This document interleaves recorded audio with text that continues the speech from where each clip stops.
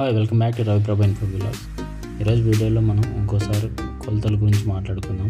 చాలామంది subscribers request చేశారు, కొంచెం నెమ్మదిగా అర్థమయ్యేటట్టుగా నీట్గా చెప్పండి అని. సో లాస్ట్ వీడియోలో అయితే నీట్గానే ఎక్స్ప్లెయిన్ చేశాను, కానీ కొంతమందికి అర్థం కాలేదంటున్నారు. సో అవి కాకుండా ఇంకా రెండు మెథడ్స్ ఎక్స్ట్రాగా ఇది ఇందులో చెప్తాను, కవర్ చేయడానికి ట్రై చేస్తాను. సో దయచేసి వీడియోని లాస్ట్ వరకు చూడండి. లాస్ట్ వీడియోలో ఉన్నటువంటి పాయింట్స్ కూడా ఇందులో యాడ్ చేశాను. సో నెమ్మదిగా చెప్తాను. వీడియో లెంత్ ఎక్కువైనా కూడా దయచేసి ప్లీజ్ డూ వాచ్.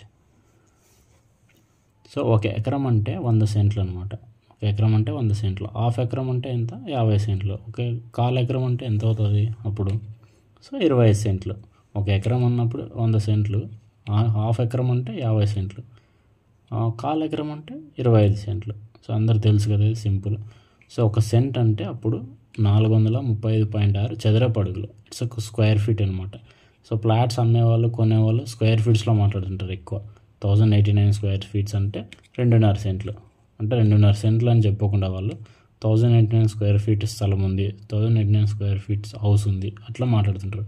అంటే అప్పుడు దాని అర్థం ఏంటంటే 2.5 సెంట్ల స్థలము, 2.5 సెంట్ల ఇల్లు ఉంది అని. సో 1 గుంట అంటే 2.5 సెంట్లు.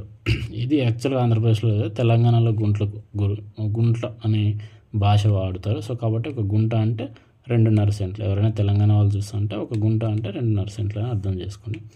1 గజం అంటే 3 అడుగులు. సో చాలామంది బెల్దార్లు కానీ కొన్ని కంపెనీలు గజాలకి కూడా కొలుస్తారు అన్నమాట స్థలాన్ని. సో 1 గజం అంటే 3 అడుగులు. 1 చదరపు గజం అంటే 9 చదరపు అడుగులు అనమాట. 1 చదరపు గజం అంటే 9 చదరపు అడుగులు. 1 గజం అంటే 3 అడుగులు. సో 3 × 3 = 9 కదా. సో అడుగులు చదరపు అడుగులు ఇంటూ అడుగులు చదరపు అడుగులు అట్లా అనమాట. సో అందుకే 3 × 3 = 9 చదరపు అడుగులు, 9 చదరపు అడుగులు. సో ఇప్పుడు ఈ వీడియోలో ప్రత్యేకంగా సమాన పొడుగులు వెడల్పులు ఉన్న స్థలాన్ని ఎట్లా కొలచాలి, అట్లాంటి ప్లాట్స్ని ఎట్లా కొలచాలి, ఎట్లా మెజర్ చేయాలి అనేది ఈ వీడియోలో చూద్దాం ప్రధానంగా. సో అయితే మనకి ఇక్కడ పైన ఉన్న భాగం 30 అడుగులు ఉంది, కింద ఉన్న భాగం 20 అడుగులు ఉంది. ఇక్కడ సైడ్కి ఉన్న స్థలం 40 అడుగులు ఉంది. ఇక్కడున్న స్థలం, ఈ వైపు ఉన్న స్థలం 20 అడుగులు ఉంది. ఒకవేళ మీకు అర్థం కాకుండా పైన కింద అని కాకుండా ఈస్ట్ వెస్ట్ నార్త్ సౌత్ మీకు ఆ వేలో కూడా అర్థం చేసుకోండి, ఓకేనా. పైన ఉన్న స్థలం 30, కింద ఉన్న స్థలం ఆపోజిట్ 20 ఉంది, ఈ పక్క ఉన్నది 40 ఉంది, ఈ పక్క ఉన్నది 20 ఉంది. నేను అన్ని అడుగుల్లో చెప్తున్నాను, ఏది చెప్పినా కూడా. సో కాబట్టి ఇప్పుడు ఎలా చేయాలంటే దీన్ని పైన ఉన్నదాన్ని రెండిటి కలిపి /2 చేయాలి. అంటే 30 + 50, 30 + 20 ఎంత? 50. 50లో సగం ఎంత? 25. సో 25 ఇక్కడ వేసాను అనమాట. అంటే 20 + 40/2, 20 + 40/2. సో 30 + 20/2. సో 30 + 20/2 అంటే 25. 20 + 40/2 అంటే 60 వస్తుంది. 60/2 అంటే 30. సో ఇదింత 30 వచ్చింది, ఇదింత 25 వచ్చింది. 30 × 25 చేస్తే 750 స్క్వేర్ ఫీట్స్. ఇది ఈ మొత్తం ప్లాట్ యొక్క వైశాల్యం 750 square feets. So 750 square feets అంటే ఇక్కడ మనం ఏం మాట్లాడుకున్నాము? 1089 స్క్వేర్ ఫీట్స్ అంటే ఎక్కడ చెప్పాము? ఓకే, 2.5 సెంట్లు అంటే 1089 స్క్వేర్ ఫీట్స్. కానీ ఇక్కడ 750 స్క్వేర్ ఫీట్స్ ఉంటుంది. సో దాన్ని బట్టి మీరు ఎంత అవుతుంది అనేది లెక్కించుకోండి. ఒక సెంట్ అంటే 435 స్క్వేర్ ఫీట్స్. సో 2 సెంట్లు అంటే ఎంత? దాదాపు 890 కదా. 435.6 అంటే 435 × 2 అంటే 871 అంటే 871 చదరపు అడుగులు అయితే 2 సెంట్లు. కానీ ఇది 750 ఉంది, అంటే 2 సెంట్ల కన్నా తక్కువే ఉంది. ఇంకా మనకి ఎంత తక్కువ ఉంది? 51 చదరపు అడుగు తక్కువ ఉంది అనమాట. సో అలా అర్థం చేసుకోండి. ఓకే, దానికి కంటిన్యూషన్గా మనం ఇక్కడ ఒక కాంప్లెక్స్గా ఉన్నటువంటి స్థలాన్ని కొలిచే ప్రయత్నం చేద్దాం. అయితే దయచేసి దీన్ని కొంచెం నిదానంగా అర్థం చేసుకోండి. వీడియో కొంచెం ఫాస్ట్ అనిపిస్తే మీరు 1xలో కాకుండా కొంచెం 0.75లో కానీ చేసుకోండి. ఒకవేళ ఈ మెథడ్ తెలిసిన వాళ్ళు అయితే ఒక స్పీడ్ ఎక్కువగానే పెట్టుకోండి, మీ ఇష్టం, based on your choice. Okay, let's continue this. Okay, ఒక స్థలం మీకు ఉంది, అయితే ఆ స్థలం పొడవు ఎక్కువ ఉంది, ఇక్కడ ఈ వెడల్పు తక్కువ ఉంది. అంటే ఇది ఈ ఆకారంలో అనమాట. అంటే ఇట్లాగెళ్ళి ఇట్లాగొచ్చి మళ్ళీ ఇట్లా వచ్చి ఇట్లా అంటే ఇట్లా ఉంది మీ స్థలం. ఒక సందులో నుంచి ఇట్లా వచ్చి ఇట్లా వచ్చింది. సో ఇట్లాంటి దాన్ని కొలవాలంటే ఎట్లాగా మనం ఎలాంటి మెథడ్స్ ఫాలో కావాలనేది నేను చెప్తాను. ఓకే, మనం ఫస్ట్ మనకున్న స్థలాన్ని దీన్ని ఏ అనుకుంటున్నాను, ఈ భాగాన్ని, ఇక దీని కింద ఉన్నదాన్ని బి, దాని పక్కన ఉన్న సి, దానిపైన ఉన్నది డి, ఈ, ఎఫ్ ఇలాగ రాసుకుంటూ వచ్చామంట నేను. సో మీరు దీనికి ఏం కావాలంటే అది గుర్తులుగా పెట్టుకోవచ్చు మీరు. ఓకే, సో అయితే ఇక్కడ నుంచి ఇక్కడ ఉన్న దానికి ఎంత 30 అడుగులు ఉంది. ఓకేనా, ఇక్కడ నుంచి ఇక్కడ ఉన్నది 15 అడుగులు, డి నుంచి సికి ఉన్నది 20 అడుగులు. సో ఇవన్నీ మనం కొలత వేసినప్పుడు తెలుస్తాయి కదా మనకి ఇక్కడ ఎంత ఉందనేది. కాకపోతే మనకున్న స్థలం పిక్చర్ వేసుకోవాలి ఇక్కడ ఒకటి, ఒక బ్లాక్ డయాగ్రామ్ వేసేసుకుంటే దాన్ని బట్టి మనం రాసుకోవాలి. ఓకే, ఇక్కడ నుంచి ఇక్కడ ఎంత ఉంది, ఇక్కడ నుంచి ఎంత ఉంది, ఇక్కడ నుంచి ఎంత. సో ఈ డయాగ్రామ్లో ఏంటంటే మీకు ఎక్స్ప్లెయిన్ చేయడానికి నేను ముందుగానే రాశాను. సో మీరు కొలిచేటప్పుడు ఏంటి, ఫస్ట్ ఆ స్థలం యొక్క పొజిషన్ ఎట్లా ఉంది, ఇది ఎక్కువ ఉందా, ఇది ఎక్కువ ఉందా, ఇట్లా అనమాట. ఓకేనా, డి ఇంటూ ఈ 25 ఉంది. సో ఎఫ్ ఇంటూ ఈ 10 ఉంది. ఎఫ్ నుంచి ఏ వరకు 40 ఉంది.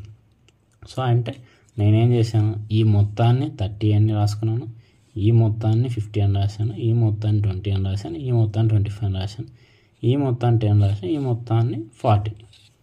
ఓకే, సో ఇలాగా ఉన్నప్పుడు ఈ స్థలాన్ని ఎట్లా మనము ఎంత ఉంది అని మనం లెక్క ఎలా చేయాలి.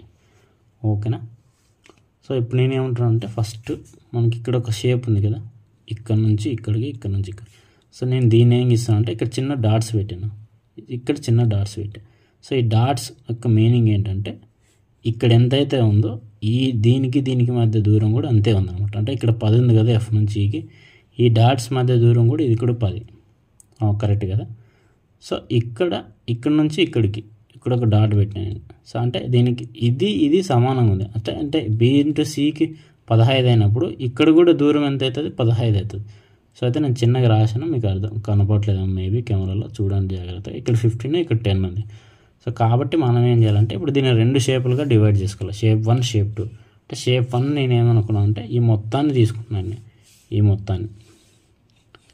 మొత్తాన్ని తీసుకున్నాను. షేప్ 2కి ఏం తీసుకున్నాను, ఇక్కడ ఈ మొత్తం అనుకున్నాం కదా అప్పుడు షేప్ 1లో. సో ఇక్కడ దాకా వెళ్ళిపోయింది. ఇప్పుడు షేప్ 2కి ఏం మిగిలింది, ఈ మొత్తం మిగిలింది అనమాట. సో అది షేప్ 2 కింద తీసుకున్నాం.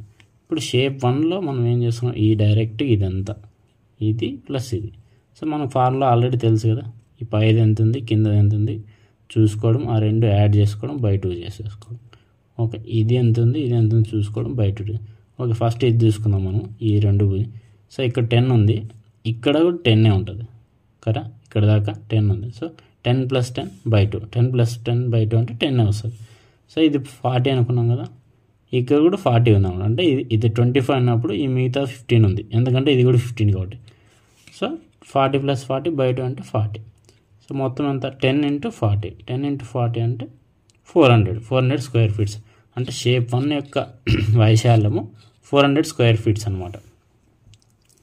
ఓకే, ఇప్పుడు షేప్ 2కి వెళ్దాం. షేప్ 2 అంటే ఏంటి, ఇక్కడ నుంచి ఇక్కడ దాకా. సో ఇదంతా షేప్ 2.